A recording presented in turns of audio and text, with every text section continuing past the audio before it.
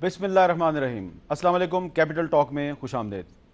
आज पाकिस्तानी सियासत में बहुत से ऐसे इश्यूज़ हैं जिन पे कि हमें बात करनी है, लेकिन सबसे पहले ज़िक्र हो जाए कल जो लाहौर में एक अफसोसनाक वाक़या हुआ, और इस अफसोसनाक वाक़े पे पूरी दुनिया ने मज़म्मत की है। पूरी दुनिया ने लाहौर के बम धमाके की मज़म्मत की है, लेकिन अगर नहीं की तो अभी तक हिंदुस्तान की हुकूमत ने नहीं की। और इसकी गवाही आज हिंदुस्तान के अखबार दी टाइम्स ऑफ इंडिया ने दी है। और दी टाइम्स ऑफ इंडिया की एक ख़बर की हेडलाइन है, India slams Afghanistan attack silent on one in Pakistan. यानी कि जो काबुल में धमाका हुआ उसकी तो इंडिया ने मुखालफत की है, मजम्मत की है, लेकिन जो लाहौर में धमाका हुआ उस पर इंडिया खामोश है। और ये जो खामोशी है ये बहुत ही मैनी खेज़ है, और आप समझ सकते हैं कि मैनी खेज़ क्यों है। अब आते हैं हम पाकिस्तान की सूरत हाल पे। आज सिंध असम्बली ने एक करारदाद मंजूर किया है, वज़ीर आज़म नवाज शरीफ से इस्तीफ़े का मुतालबा किया है। जो उस करारदाद के अल्फाज हैं बड़े बड़े ही अहम हैं, उस पर हम बात करेंगे। लेकिन इससे पहले मैं अपने मेहमानों का तारुफ़ करवा देता हूँ। हमारे साथ मौजूद हैं जनाब खुर्रम दस्तगीर खान साहब, वज़ीर तजारत, बहुत शुक्रिया। जनाब सेनेटर कामिल अली आगा साहब, मुस्लिम लीग काफ से उनका ताल्लुक़ है। और कराची में मौजूद है मोहतरमा शेरी रहमान साहबा, जो सेनेट की रुकन है, पाकिस्तान पीपल्स पार्टी की सीनियर रहनुमा हैं।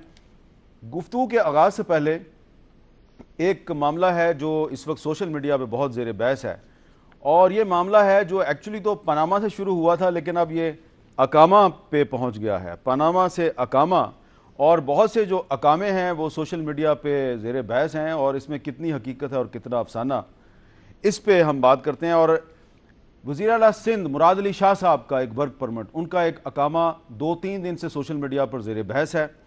तो इस पर जब मैंने उनसे रब्ता कायम किया, उनसे पूछा कि क्या ये सही है या गलत है, तो वज़ीर आला सिंध ने मुझे अपने पासपोर्ट की कापी भिजवाई और कहा कि ज़रा पासपोर्ट देख लें मेरा।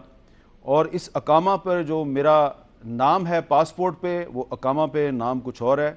अकामा पे सैयद मुराद अली शाह है, पासपोर्ट पे सिर्फ मुराद अली शाह है। पासपोर्ट नंबर भी गलत है और तारीख़ पैदाइश भी गलत है मेरी। और मुराद अली शाह साहब का कहना है कि ये एक फ़ेक यानी कि जाली अकामा है। एक और अकामा है जनाब वज़ीर दफ़ा ख्वाजा आसिफ साहब का, ये भी सोशल मीडिया पर काफ़ी इस पर बहस हो रही है। तो ख्वाजा आसिफ साहब से रब्ता किया, ख्वाजा आसिफ साहब ने कहा कि ये 100% दुरुस्त अकामा है। जो सोशल मीडिया पे अकामा है ये 2012 में एक्सपायर हो चुका है, लेकिन ख्वाजा साहब कहते हैं कि अब मेरे पास इस वक्त भी एक अकामा है, लेकिन वो कहते हैं कि मेरा वैलिड अकामा जो है ये इलेक्शन कमीशन से छुपा हुआ नहीं है। मैं पिछले कई साल से दुबई में कारोबार करता हूँ, हर 2 साल बाद एक एग्रीमेंट साइन करता हूँ, और मैं दुबई में टैक्स भी देता हूँ। नैब ने 1999 और 2000 में मुझसे इन्वेस्टिगेशन की थी, उसमें मैंने ये तमाम सवालात का जवाब दिया था, उनको मुतमिन किया था। और इलेक्शन कमीशन ऑफ पाकिस्तान को ये मैंने डिक्लेयर किया हुआ है। उन्होंने कुछ डॉक्यूमेंट्स भी भेजी हैं, और उस डॉक्यूमेंट में आप देख सकते हैं कि एक खाना है एसेट्स ब्रॉट और रेमिटेड फ्रॉम आउटसाइड पाकिस्तान। तो इसमें उन्होंने आगे जो जिक्र किया वो कहते हैं कि ये जो रकम है, ये रकम मैंने ये दुबई से जो पैसे कमाए थे वो मैंने इलेक्शन कमीशन में उसका जिक्र किया हुआ है। शर्जील मेमन साहब का भी एक अकामा जो है वो सोशल मीडिया पे ज़ेर बहस है।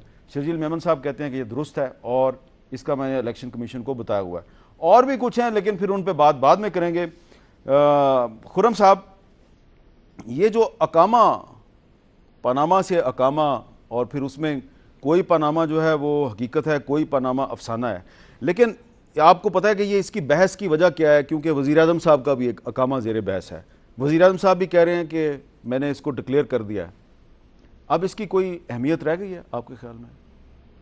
तो ये तो अदालत ने ही जज करना ना, लेकिन जब से ये अकामा का मामला शुरू हुआ है, जब भी मैं आपके प्रोग्राम में आता हूँ मुझे फैज़ याद आ जाते हैं कि उन्होंने कहा कि ऐसी एहतसाब की बहार आई है कि खुल गए हैं नए सिरे से हिसाब सारे। खुल गए हैं नए सिरे से हिसाब सारे। अच्छा, तेरे हमारे सवाल सारे जवाब सारे। तो सब जवाब देंगे, अदालत के सामने जाएंगे, और सब इसका जो इसकी कानूनी हैसियत का क्योंकि अभी तक तयन नहीं हो सका कि ये इसकी इस डॉक्यूमेंट की वैल्यू क्या है। क्या सिर्फ डिक्लेयर करने से ये दुरुस्त हो गया है, या जिन लोगों ने डिक्लेयर नहीं किए हुए उनके ऊपर क्या ताज़ीरात लग सकती हैं? ये एहतसाब के जो नए हिसाब खुले हैं उनसे ही अंदाज़ा होगा कि इसकी लीगल वैल्यू क्या है। कामिल अली आगा साहब, आप तो वकील भी हैं, तो जो वज़ीर आज़म साहब के बारे में जो एक वर्क परमिट JIT की रिपोर्ट में शामिल है, क्या वो 62-63 के ज़मरे में आता है? और अगर वो आता है तो फिर जो बाकी लोग हैं जिन्होंने नहीं बताया अपने अपने वर्क परमिट के बारे में इलेक्शन कमीशन को, उन पर भी 62-63 लागू होगी? जी, इसमें कोई मिस डिक्लेरेशन के ज़ुमरे में अगर कोई चीज़ आ जाती है तो ज़ाहिर है वो डिस्क्वालिफिकेशन तो बनती है, जो 62-63 की असल मंशा भी है। वैसे आज इलेक्शन कमीशन ने बड़ा क्लियर कर दिया है, उन्होंने ये कह दिया है कि ये अकामा होना कोई जुर्म नहीं है, अकामा को डिक्लेयर ना करना जुर्म है जिसकी इतनी सज़ा हो सकती है। उन्होंने सज़ा भी बताई है और ये काबिल तज़ीर है, और अगर कोई चीज़ काबिल तज़ीर हो जाती है तो ज़ाहिर है वो फिर डिक्लेयर ना करने से अगर काबिल तज़ीर होती है तो मिस डिक्लेरेशन तो उससे पहले बन जाती है। ठीक है। तो मेरे ख्याल में जो मेरी राय है वो ये है कि अगर कामा होना जुर्म नहीं है लेकिन उसको डिक्लेयर ना करना वो जुर्म है। मीर साहब, असल में जो इशू है ना कि वो है कि क्या वो कामा जो है वो आपकी कोई इनकम जाहिर कर रहा है या नहीं कर रहा, क्या आपने उससे कोई ऐसी इनकम हासिल की है जो आपने अपने डिक्लेरेशन में नहीं दी। प्राइम मिनिस्टर के ऊपर ये इशू उठा, उन्होंने कहा जी हमने 2013 के जो उनके नॉमिनेशन पेपर्स थे उसमें बाकायदा तौर पर उसकी कॉपी है, वो डिक्लेयर किया गया है कि ये है, तो वो डिक्लेयर्ड है और वो उस वक्त से डिक्लेयर्ड है। तो ये इशू तो सबने इसका जवाब देना है कि जी क्या इन्होंने जब ये कामा इशू हुआ तो इसके ऊपर कोई, ख्वाजा साहब ने कहा जी मैं तो इनकम लेता हूँ और उन्होंने उसको डिक्लेयर भी किया। तो सारा मामला तो ये है कि जो हमारे अवामी नुमाइंदे हैं उन्होंने जो भी कोई उनके मामलात हैं उसको खोल कर बयान कर दिया या नहीं किया। असल तो मामला किसी बैरून मुल्क का कामा का नहीं है, उससे इनकम जो डिराइव की क्या वो डिक्लेयर हुई है नहीं। अच्छा, शहरी रहमान साहब, आपका क्या ख्याल है कि हमारे सियासी रहनुमा, ख्वाह उनका ताल्लुक मुस्लिम लीग नून से हो या पीपल्स पार्टी से हो या किसी भी पार्टी से हो, उनको किसी भी दूसरे मुल्क में किसी कंपनी का वर्क परमिट लेना और उस पर जो उनका डेजिग्नेशन होता है वो आमतौर पे सही नहीं होता, या बोर्ड चेयरमैन या सुपरवाइज़र या इस तरह के जो भी नाम हैं, क्या ये दुरुस्त है? क्या पॉलिटिशियंस को, पार्लियामेंटेरियंस को इस किस्म के वर्क परमिट लेने चाहिए, ख्वाह उनका ताल्लुक किसी भी पार्टी से हो? देखिए, सबसे पहले हामिद साहब, ये बात बहुत अहम है कि अकाउंटेबिलिटी या एहतसाब का अमल जो है, जो जमहूरियत के लिए इस वक्त पाकिस्तान में एक बहुत अहम मौके पर ज़ेर बहस है और बहुत, मैं समझती हूँ, मौजू बहस है। ये आपने अकामा की बात की, इसमें आई एम सॉरी, मुझे तो लगता है कि सबसे पहले तो जो डिक्लेयर्ड बात होती है वो जायज़ होती है, जो नहीं होती है वो नहीं होती।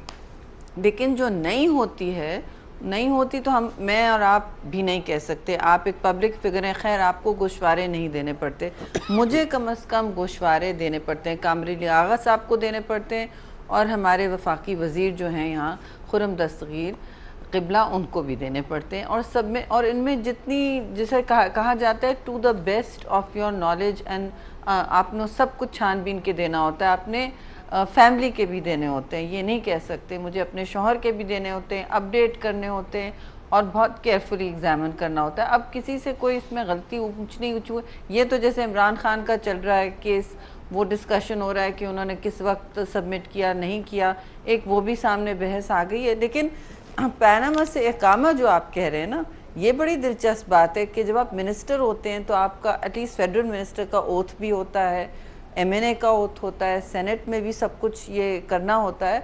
तो आपको सबसे पहली बात अपने आइन और मुल्क की पासदारी, उसकी सलामती और उसके साथ सच्चाई और वफा का एक अंदिया दिया जाता है और याद दिलाना पड़ता है आपको कि आप स्वेर करते हैं, आप सॉलमली स्वेर कहते हैं कि मैंने अहद किया है कि मैं ये करूँगा या करूँगी।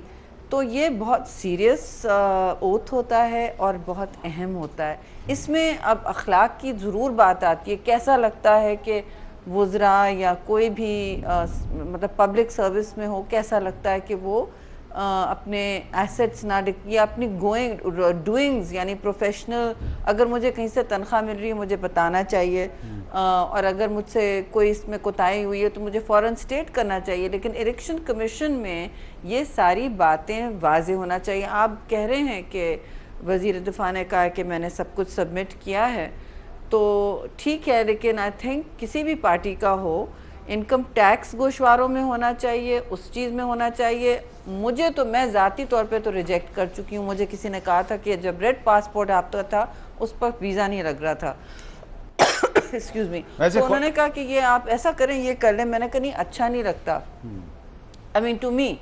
तो ये एक अलग बहस है कि आपको पसंद है, आप समझते हैं कि ये सही है नहीं है, ये आपकी अखलाकियात पे डिपेंड करता है।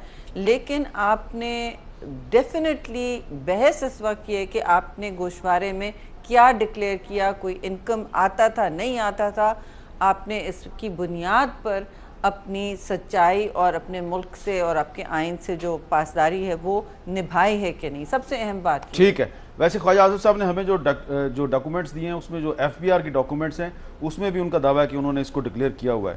लेकिन इसमें जो वज़ीर आज़म साहब का मामला है, अब जाहिर बात है वो तो अदालत ने फैसला करना है और हमें अदालत के फैसले का इंतजार नहीं, करना वो तो अलग है ना, वो तो अच्छा, अलग है। इसमें मैंने सुना वो डिक्लेरेशन नहीं है। अगर आप मुझे इजाजत दें तो मैं सिर्फ आपसे एक पूछना चाहती हूँ बात, दूसरे मेंबर जो वजीर साहब हैं उनसे, कि वो जो डिक्लेयर नहीं किया, और सबसे बहुत बावकार मनसब प्राइम मिनिस्टर का होता है, वो खुश हो रहे हैं कि एहतसाब आप सब पर, और बिल्कुल एहतसाब का छुरा, उसकी छानबीन सब पर, कोई सब पर एक साथ होनी चाहिए। बट आप जब प्राइम मिनिस्टर की बात करें तो बाद में जो डॉक्यूमेंट सबमिट किए गए हैं, जब आर्ग्यूमेंट्स क्लोज हो गए, मुझे उसकी समझ नहीं आई, उसकी क्या मंतिक थी। 1 साल बाद, 60 दिन बाद, जी ये सवाल पूछ लेते हैं। वो कोर्ट ने भी उनको रिजेक्ट कर दिया।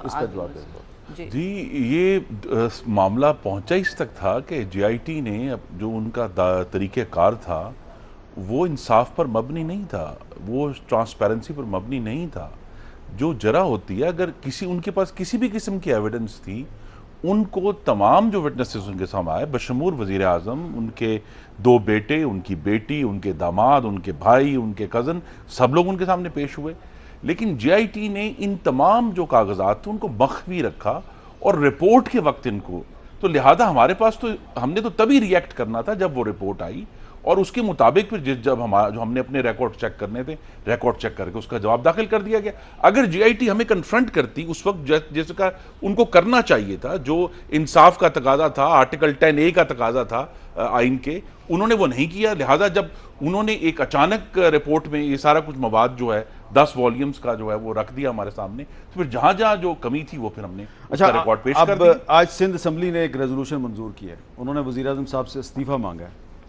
अब उस जो रेजोल्यूशन के अल्फाज हैं बड़े इंपॉर्टेंट है। सईद गनी साहब जो पहले सेनेटर थे, अब सिंध असम्बली के रुकन हैं, उन्होंने वो अल्फाज दोहराए हैं। बड़े ही इंटरेस्टिंग अल्फाज हैं, क्योंकि शायद इसी तरह के अल्फाज माजी में नवाज शरीफ साहब भी इस्तेमाल करते रहे हैं। वो भी इस्तीफ़े जब मांगते थे तकरीबन कमोबेश ऐसे ही अल्फाज इस्तेमाल करते थे। पहले सईद गनी साहब के अल्फाज सुने, उन्होंने क्या अल्फाज इस्तेमाल किए। शरीफ साहब, आपसे कोई जान नहीं मांग रहा है, आपसे इस मुल्क की इज्जत बचाने के लिए हम सिर्फ ये कह रहे हैं कि अपना ओहदा छोड़ो। अगर सुप्रीम कोर्ट ने ये कह दिया कि आप दूध से धुले हुए, आपने कुछ नहीं किया, असेंबली में आपकी अक्सरियत है, दोबारा आ जाना। यही असेंबली आपको वेलकम करने की करारदाद भी पास करेगी, और यही असेंबली आपको ये हिमायत का यकीन भी दिलाएगी कि आप मजीद अपना जितनी भी टर्म है उस ओहदे पे रहो। लेकिन आज का दिन ये तकाजा करता है कि आप किसी भी सूरत में इस ओहदे पर रहने के लायक नहीं हैं। अब इसी तरह नवाज शरीफ साहब भी 90s में इसी तरह बेनज़ीर भुट्टो साहबा से भी, और फारूक लगारी साहब जो उस वक्त सदर थे, उनसे भी इस्तीफ़ा मांगते थे, और 2012 में वज़ीर आज़म यूसुफ रज़ा गिलानी से भी इसी तरह इस्तीफ़ा मांगा गया था। नवाज शरीफ साहब के अल्फाज सुने। बेनज़ीर भुट्टो और फारूक लगारी 11 सितंबर तक इस्तीफा दे, ये मुतालबा आपका भी मुतालबा है या नहीं है? ये पाकिस्तान का सबसे बड़ा बददियानत इंसान है और अंग्रेजों के कुत्ते नहलाने वाले लोग हैं, अंग्रेजों के कुत्ते नहलाने वाले लोग। अपील से पहले नीचे उतरो, घर जाओ, जब घर जाओगे अपील करो। अगर अपील में तुम्हारे खिलाफ फैसला होता है तो तुम बिल्कुल घर जाओगे, नहीं होता तो फिर तुम वापस अपने वज़ारत उज़्मा के मनसब पे आ जाओगे। कामल अली आगा साहब, ये नवाज शरीफ साहब से इस्तीफ़ा मांगा जा रहा है नवाज शरीफ साहब ही के अल्फाज में जो वो पहले इस्तेमाल करते थे, लेकिन क्या इसको हम कोई अच्छी रवायत कह सकते हैं कि अगर नवाज शरीफ साहब ने माजी में एक मुंतखब जमहूरी हुकूमत से इस्तीफ़ा मांगा तो बहुत से लोग समझते हैं गलत किया था, तो अब वही गलत काम अगर पीपल्स पार्टी करेगी और आप भी पीपल्स पार्टी के मुतालबे की हमायत करेंगे, तो ये क्या गैर जमहूरी और गैर आइनी रवैया नहीं है? नहीं, मेरे ख्याल में मीर साहब, अगर इसको इस तरह ना लिया जाए और दूसरे मैनों में लिया जाए, अगर आप खुद अपने आप को एहतसाब के लिए पेश करते हैं, जैसा कि मियां नवाज शरीफ ने असम्बली में आके भी कहा, पार्लियामेंट के अंदर तकरीर में कहा और कौम से खिताब में भी कहा कि मैं अपने आप को एहतसाब के लिए पेश करता हूँ, तो उसको साफ और शफाफ इन्वेस्टिगेशन के लिए उनको चाहिए कि वो रिजाइन कर देते। मैं इस वक्त तो इन्वेस्टिगेशन तो खत्म हो गई, मैं अब JIT की रिपोर्ट आ गई, अब तो मैं इसके हक में नहीं हूँ। इस वक्त वो इस्तीफ़ा ना दें और फैसले का इंतज़ार करें, ये मैं ज़ाती तौर पे मेरी राय ये है। अब तो तमाम मराहल मुकम्मल हो चुके हैं ना, अब तो फैसले की घड़ी आ गई है। इस वक्त इस्तीफे के मुतालबे की जरूरत मेरे ख्याल में इस वक्त ज़रूरत नहीं है। वो था उस वक्त जब ये सारी तफ्तीश शुरू हुई थी, अदालत में केस गया था, तो प्राइम मिनिस्टर को चाहिए था कि वो अलग हो जाते अपने ओहदे से और इसको साफ और शफाफ, और ये सारी बहस जो JIT पे इल्ज़ामात, फलां इल्ज़ामात, ये सारी बहस और जो अदालत को मुलायन करने वाली बातें हुई और उनको थ्रेड्स की बातें हुई, ये इसकी ज़रूरत ही न रहती। मेरे ख्याल में वो ये सारा कज़िया ख़त्म हो जाता। शहरी रहमान साहबा, जब ज़रूरत थी वज़ीर-ए-आज़म से इस्तीफ़ा मांगने की, उस वक्त तो नहीं मांगा पीपल्स पार्टी ने। जब JIT इन्वेस्टिगेशन कर रही थी उस वक्त नहीं मांगा, ना सेनेट से रेजोल्यूशन मंजूर हुई, ना सिंध असम्बली से रेजोल्यूशन मंजूर होगी। अब JIT की रिपोर्ट आ गई है, अब अदालत फैसला लिख रही है। अब अगर पीपल्स पार्टी सिंध असम्बली में करारदाद मंजूर करवाती है तो क्या आप नहीं समझती सिर्फ पॉलिटिकल पॉइंट स्कोरिंग है? देखिए हामिद साहब, आप पॉलिटिकल पॉइंट स्कोरिंग कह लें, लेकिन इल्ज़ाम पीपल्स पार्टी पे ये लगता है बार बार कि आप एक फ्रेंडली ऑपोजिशन है, कि भाई आपने मुकमुका कर लिया। आपने 2014 में इनकी हुकूमत बचाई थी, आप धरने में कॉन्स्टिट्यूशन एवेन्यू पर पहुँचे नहीं थे क्योंकि आप चाहते थे कि बस किसी तरह हम किसी भी दरवाजे से अंदर आ जाएं। ये हमने उस वक्त नहीं आवाज़ उठाई, मगर बिल्कुल इलेक्शन कमीशन हम ले गए थे इन पेपर्स को। आपको याद होगा खोसा साहब सबसे पहले ले गए थे। 3 अप्रैल को पैनामा का फैसला, इन्वेस्टिगेशन ब्रेक का फैसला क्या, ये इंटरनेशनल इन्वेस्टिगेशन था, कोई साजिश नहीं थी। 3 प्राइम मिनिस्टर्स गिरे। उसके बाद एक फुटबॉल टीम, एथिक्स टीम ने, क्योंकि वो एथिक्स की टीम कमेटी है, वो भी मुस्ताफ़ी हुई कि उस पर कोई सवाल या निशान उठाए, ताकि इन्वेस्टिगेशन और तहकीकात एक मुतवाज़न माहौल में हो सकें। उस वक्त इलेक्शन कमीशन में सारे पेपर्स पीपल्स पार्टी ने दायर किए थे प्राइम मिनिस्टर के ख़िलाफ़ और पैनामा लीग के ख़िलाफ़ के जो भी लोग हैं इसमें उनकी तहकीकात की जाए। फिर टर्म्स ऑफ रेफरेंस जिस कमेटी के सामने आनी थी, वो सारे टर्म्स ऑफ रेफरेंस, वो सारे खदोखाल पीपल्स पार्टी की क़यादत में बने। चौधरी एतजाज़ अहसन इसकी क़यादत करते रहे, रहनुमाई करते रहे, और सारी पार्टीज़ इसमें हमारे साथ थी, अपोजिशन पार्टीज़, आगा साहब भी थे, और तो ये हमने अमल पूरी एक तसलसल के साथ लिया। अब जो सवाल बनता है बार बार ये हो रहा है कि JIT में जो बातें निकली हैं, और हमारे अदालतों के साथ रिश्ता आप जानते हैं, हम सरे तस्लीम हम हमेशा करते हैं, लेकिन हमारे साथ तो एक और ही फिल्म पहले चली है, अदालती कत्ल से लेके जस्टिस क़य्यूम के टेप्स और सारा आपने देखा है। लेकिन पीपल्स पार्टी के साथ इंसाफ कब हुआ, कैसे हुआ, आपके सबके सामने, आप वो क्लिप्स चला चुके हैं, सब कुछ देख चुके हैं। जरदारी साहब ने कितना सामना किया। अच्छा खुर्रम साहब, 2008 से हम पे भी इल्जाम लगा, नवाज शरीफ और 2011 और नवाज 2012 में हमने भी इनकी हुकूमत बचाई। ये कहना कि हुकूमत हमने बचाई, हमने भी बचाई। नवाज शरीफ साहब से इस्तीफा मांगा जा रहा है, नवाज शरीफ साहब के अपने अल्फाज हम नहीं दोहरा रहे। 2 बातें। पहली तो बात ये मैं दोहरा दूं कि ये जो कहना कि मियां नवाज शरीफ ने जो इस्तीफा मांगा यूसुफ गिलानी से, ये जरा याद करा दें कौम को। यूसुफ गिलानी की जो नाअहली हुई थी वो किस बात पर हुई थी? तौहीन अदालत हुई थी। ठीक है, कहा ना जी हमने सरे तस्लीम खम किया है। और तौहीन अदालत किस बात पर हुई थी?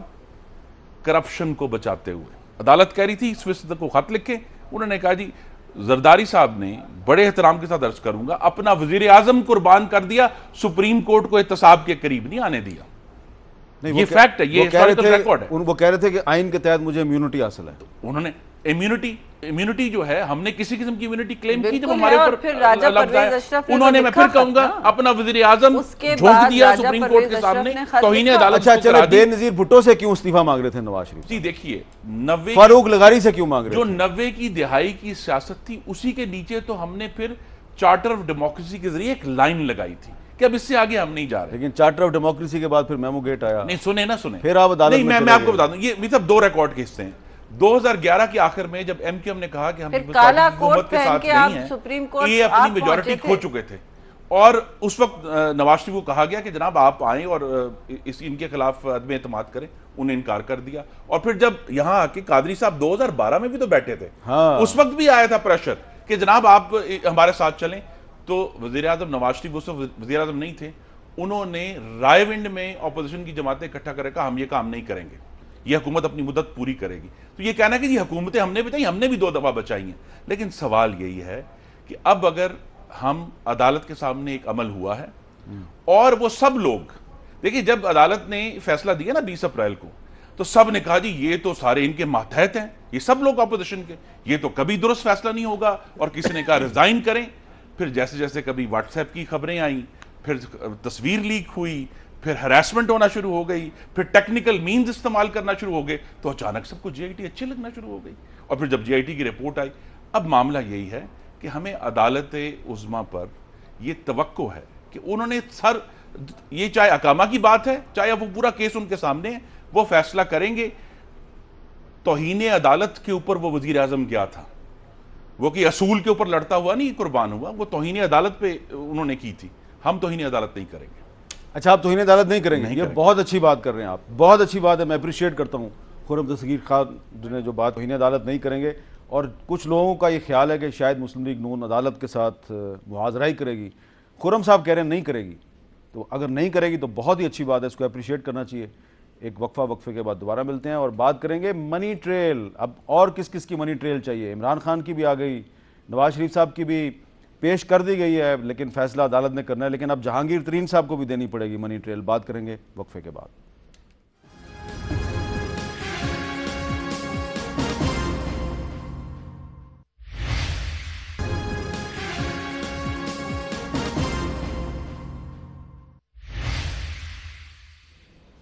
वक्फे के बाद कैपिटल टॉक में दोबारा खुशामदीद।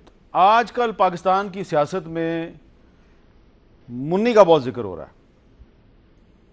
एक मुन्नी तो वो थी जो बदनाम हुई और उसका जिक्र किया शेख रशीद साहब ने, लेकिन अब इस मुन्नी के साथ मनी ट्रेल भी जुड़ गई है। मुन्नी और मनी ट्रेल का आपस में क्या ताल्लुक है, तो ये शेख रशीद साहब और तलाल चौधरी साहब की जुबानी खुद ही सुन लीजिए। एक मुन्नी बदनाम नहीं हुई, मुन्नी का बाप और सारा टब्बर ही बदनाम हो गया। Money trail money trail money trail करके जो आपने पाकिस्तान में तूफान उठाया था, आज उसी मनी ट्रेल के कुएं में आपकी सियासत दफन होने जा रही है। आपसे मनी ट्रेल मांगी थी, आपने मुन्नी ट्रेल दे दी। और ये मुन्नी तो बदनाम है खान साहब। तो ये मुन्नी को शेख रशीद भी बदनाम कह रहे हैं और मुन्नी को तलाल चौधरी भी बदनाम कह रहे हैं। आगा साहब, आप वकील हैं, अगर इमरान खान साहब ने नवाज शरीफ साहब से मनी ट्रेल मांगी थी, तो फिर नवाज शरीफ साहब से भी इमरान खान साहब से भी मनी ट्रेल मांगना जायज़ है और जहांगीर तरीन साहब से भी मनी ट्रेल मांगना जायज़ है। अगर आप दूसरे के गिरेबान में हाथ डाल रहे हैं तो अपने गिरेबान में भी तो झांकना ज़रूरी है। तो ये सही नहीं है? मीर साहब, मेरे ख्याल में कोई भी हो, ख़ास तौर पे वो लोग जो साहब इक़्तिदार रहे हैं, फ़र्स्ट ऑफ ऑल उनका एहतसाब होना चाहिए। उनको तमाम बैरून मुल्क जितनी जायदाद उन्होंने बनाई है उनको सरेंडर करना चाहिए। अब वक्त आ गया है कि अगर वो ख़ुद नहीं करेंगे तो एक वक्त आ जाएगा कि उनके कोई ना कोई उनसे मांगेगा। उसके बाद जो लोग सियासत के अंदर हैं, इमरान खान साहब हों या कोई हो, मैं हूँ या चौधरी साहबान हो, अगर उनकी जायदादें बाहर किसी की भी हों तो उनको बड़े वाज़ेह सबूत अपने पेश करने चाहिए और मनी ट्रेल भी पेश करनी चाहिए। जहांगीर तरीन साहब को भी पेश करनी चाहिए और अगर अदालत कहेगी तो उनको पेश करनी पड़ेगी। मेरे ख्याल में ये हिचकिचाहट तो उसको हो सकती है जिसका सरमाया जो है वो नाजायज़ हो और उसने नाजायज़ ज़राए से आपकी पार्टी के किसी लीडर का बैरून मुल्क कोई जायदाद है? मेरे इल्म में नहीं है जी, अभी तक तो कतई तौर पे किसी जायदाद का कोई इल्म मेरे पास नहीं है। सच्ची बात मैं करूंगा, अगर होता तो मैं ज़रूर बताता। अच्छा शहरी रहमान साहब, ये बताएं कि ये तो आपने पहले बात की थी कि जो पाकिस्तान के जो सियासतदान हैं उनको जब वो एक ब्लू पासपोर्ट ले लेते हैं पार्लियामेंटेरियंस, तो फिर उनको बाहर जो उनकी एम्प्लॉयमेंट है उसके बारे में सोचना चाहिए कि बाहर एम्प्लॉयमेंट लेनी चाहिए नहीं लेनी चाहिए, वर्क परमिट लेना चाहिए नहीं लेना चाहिए। लेकिन क्या जो लोग पाकिस्तान में सियासत करते हैं उनको बैरून मुल्क जायदाद रखनी चाहिए, बैरून मुल्क अपने पैलेस बनाने चाहिए? देखिए पैलेस का मुझे नहीं पता हामिद साहब, कौन पैलेस बना रहा है कौन नहीं, लेकिन सबको मालूम है कि पाकिस्तान में और कितने सालों से जियाउल हक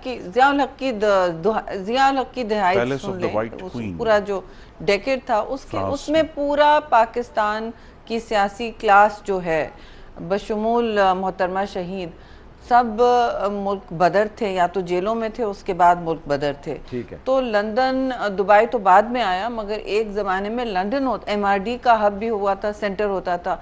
तो वहाँ लोगों के पास बीबी बारबिकन में रहती थी, छोटा सा फ्लैट था बीबी बहुत सारे लीडरान आपके, वो बीबी का छोटा सा फ्लैट था। मैंने उस छोटे से फ्लैट की बात नहीं की, लेकिन मैं उस ज़माने से I am talking about the palace. Yes, you are talking about the palace, लेकिन वो हमारे वो जरदारी साहब के गोशवारों में आइल ऑफ मैन के उसमें भी केस में भी वो उन्होंने क्लियर कर दिया। अच्छा। उन्होंने कहा आपके पास ऐसा कुछ नहीं है। ये जो आपके सामने है चल रहा है, अभी जो फिल्म चल रही है वो 35 साल की एसेट ट्रेल है जो आपको देनी चाहिए। मैं समझती हूँ हम सबको देनी चाहिए। अगर किसी का बाहर कोई भी एसेट है वो हमारे रूल्स और कवायद और ज़वाबित के मुताबिक यहाँ डिक्लेयर होना चाहिए, फिर अवाम तय करे। अखलाकी तौर पे तो देखें, आपको अपनी जितनी वेल्थ यहाँ रख सकते हैं, पाकिस्तान में सरमाया लगाना चाहिए। मैं तो खुद पाकिस्तान अपने मियाँ का सब कुछ डिज़ोल्व करके यहाँ आई हूँ और हमने सब कुछ यहाँ लगाया हुआ है, घर भी, बिजनेस भी, सब कुछ।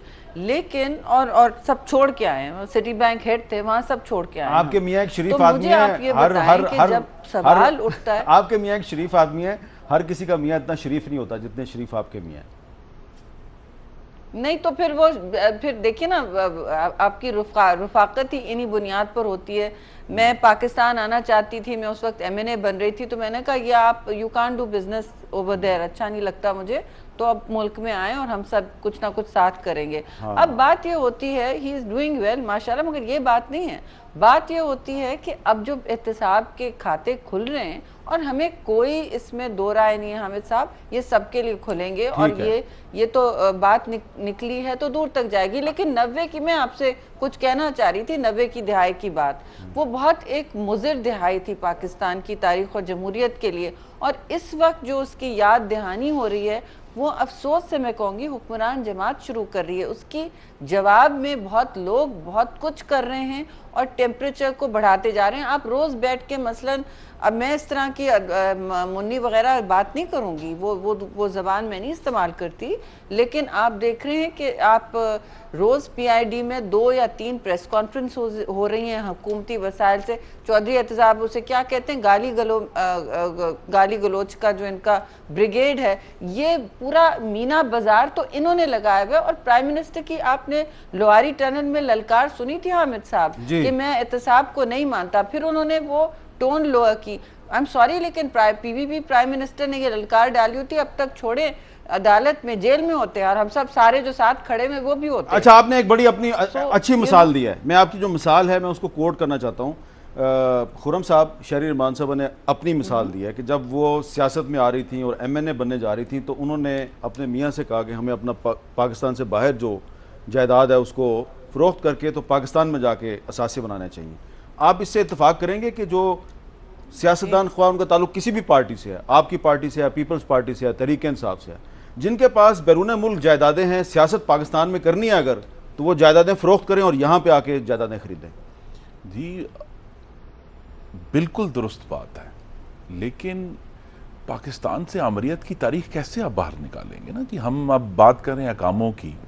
अब 1999 से 2006 तक तो मोहम्मद नवाज शरीफ पाकिस्तान के शहरी थे, उनको सफरी दस्तावेज इशू नहीं करती थी ये बात भी पाकिस्तान की एम्बेसी। बिल्कुल सही है। ठीक है, और जो हर पाकिस्तानी शहरी का हक है पाकिस्तान के अंदर आने का, आपको मालूम है सितंबर 2007 में उनको किस तरह उठाकर बाहर फेंका था, शहबाज शरीफ को किस तरह उठाकर बाहर वो फेंका था। एक सऊदी प्रिंस आया था ना, उसने एक प्रेस कॉन्फ्रेंस तो भी की थी। बात ये है कि पाकिस्तान के शहरियों को जब आप इस तरह की चीजें डिनाई करेंगे, और उनके ऊपर ये भी हमें याद रखना है कि 1999 में ना सिर्फ नवाज शरीफ का आबाई घर कब्जा में कर लिया गया उस वक्त की आमरीत ने, बल्कि उनका तमाम रिकॉर्ड उठाकर ले गए। उनको केस करना पड़ा कि जनाब हमारा रिकॉर्ड तो दे दे, और रिकॉर्ड आज तक नहीं मिला। ये आपने बड़ी अच्छी बात तो की है। बात यही है कि हमें इन्हीं जो मैं समझता हूं बिटर एक्सपीरियंसेस की वजह से ये ऐसा है, जैसे पाकिस्तान में अल्लाह करे जमहूरियत आगे चलेगी, और जिस किस्म का भी हमने एक एहतसाब का नए हिसाब खुल रहे हैं, तो मुझे यकीन है कि आहिस्ता आहिस्ता ये मामला दुरुस्त हो जाएगा, और तमाम सियासतदान जो अपने मुल्क में आकर अपना कारोबार करेंगे और अपने जो जायदादें हैं वो भी मुल्क में रखेंगे। कामल अली आगा साहब, आपको याद होगा कि जब आपकी पार्टी मुस्लिम लीग काफ जिस ज़माने में बनी थी, तो उस ज़माने में बेनज़ीर भुट्टो और नवाज शरीफ साहब पाकिस्तान से बाहर थे। जिन साहब के ज़माने में वो पार्टी बनी थी, अब वो भी पाकिस्तान से बाहर हैं, और उनके भी दुबई में और लंदन में जायदादें हैं और फ्लैट्स हैं। उनके बारे में कोई बात ही नहीं करता। करनी चाहिए जी, हर किसी को करनी चाहिए, और इस पे भी जरा बताएं, जो खुरम साहब ने एक एक्सक्यूज पेश किया है कि अगर पाकिस्तान में मिलिट्री डिक्टेटरशिप होगी और सियासी जमातों को विक्टिमाइज किया जाएगा, तो फिर सियासतदान बाहर जाके रहेंगे ना, बाहर जाके अपनी जायदाद बनाएंगे। मीर साहब, हकायक पर पर्दा नहीं डाला जा सकता ये आमर का नाम ले लेके। ये 90s के अंदर ये फ्लैट्स खरीदे गए हैं। 90s के अंदर आमर की हुकूमत थी। मियाँ साहब उस वक्त क्या थे मुझे बता दें।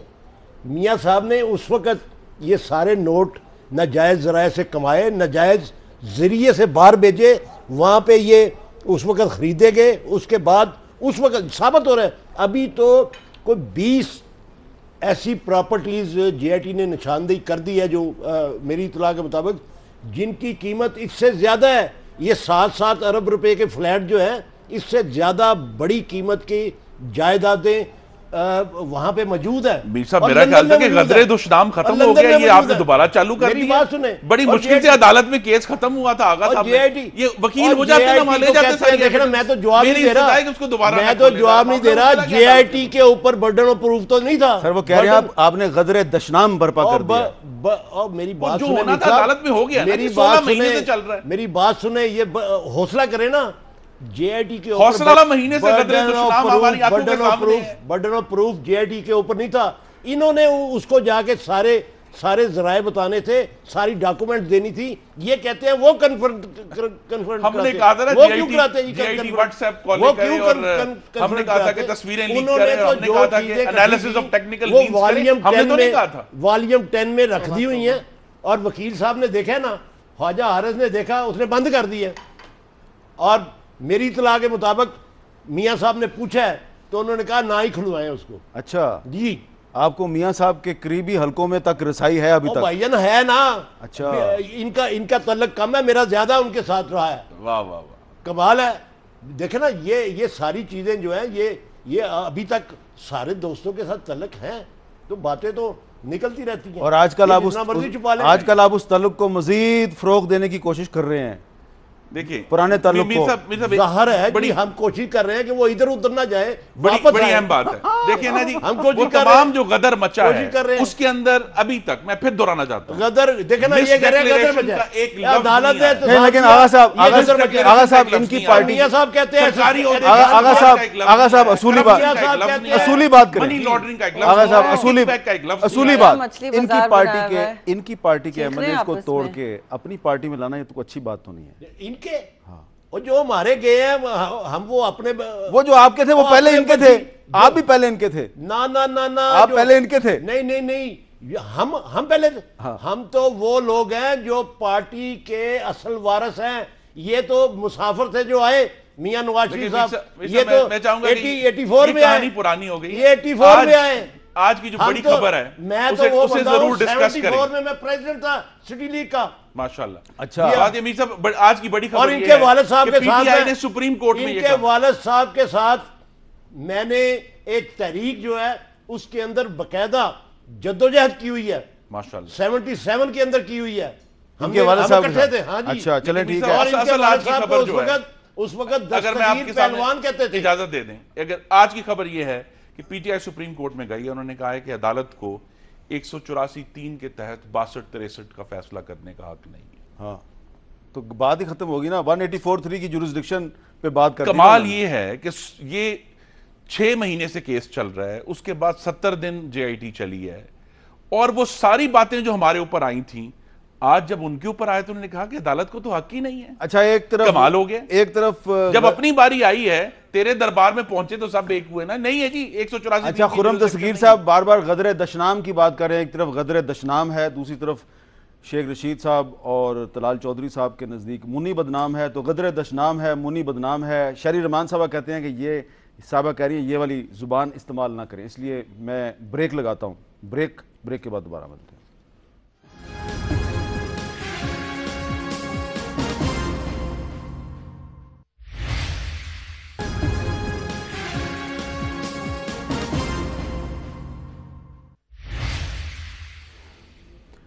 वक्फे के बाद दोबारा कैपिटल टॉक में खुशामदेद। अब हमारे पास टाइम कम है, लेकिन एक सवाल बड़ा अहम है, शहरी रहमान साहब से पूछना है। शहरी रहमान साहब, सवाल यह है कि आपकी हुकूमत है सिंध में, और आज सिंध असम्बली ने नैब का जो कानून है उस पर गवर्नर सिंध के एतराज़ात के बावजूद उसको ख़त्म करने का एक बिल जो है वो मंजूर कर लिया है। तो ये आपने क्या मैसेज दिया है कि आप चाहती हैं कि आपके सूबे में कोई पूछगिछ करने वाला ना हो, कोई अकाउंटेबिलिटी का प्रोसेस ना हो, आपने नैब का कानून ही खत्म कर दिया?